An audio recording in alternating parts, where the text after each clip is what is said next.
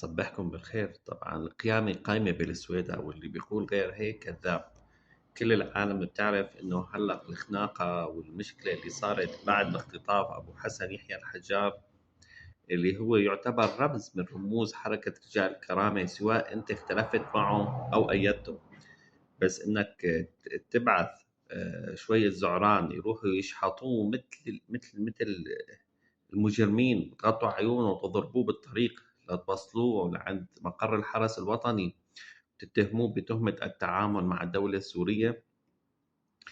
صار تمام، اوكي، التعامل صار مع الدولة السورية عنكم يلي فيش عنكم مخ جرم، اما انه تطلبوا من الدولة السورية النفط وتطلبوا الرواتب والتعيينات اللي كل المديريات في السويدة تمت تعييناتها حديثا من الدولة السورية، هاي معلش. اما اذا الواحد تواصل بغير رضا الشيخ حكمت فصار إرهابي ومجرم.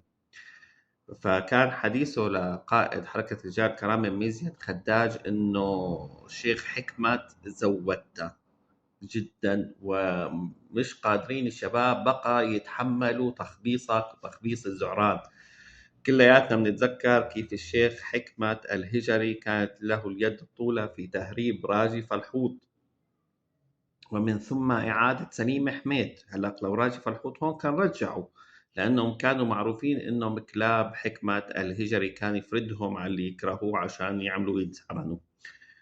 فهلأ القصة قايمة إنه حركة رجال الكرامة حست إنه الزعران استلموا السويدة وما بقاش قادرين يسكتوا، وصار بدها انتفاضة على حكمة الهجري، لأنه حكمة الهجري المخ تبعه هل قد ما عادش جمع معه، يعني بس تعطيه شغله اكبر من حجمها الواحد بصير اخوس.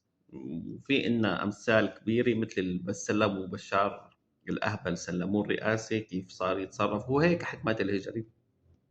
فحركه الكرامه قادمه بقوه، وفي الايام الجايه راح تثبت انه بلشت القصة هلأ بالسويدة، ورجال الكرامة سوف تقوم بالقضاء على العصابات، وقريبا الدولة السورية راح تفوت على السويدة.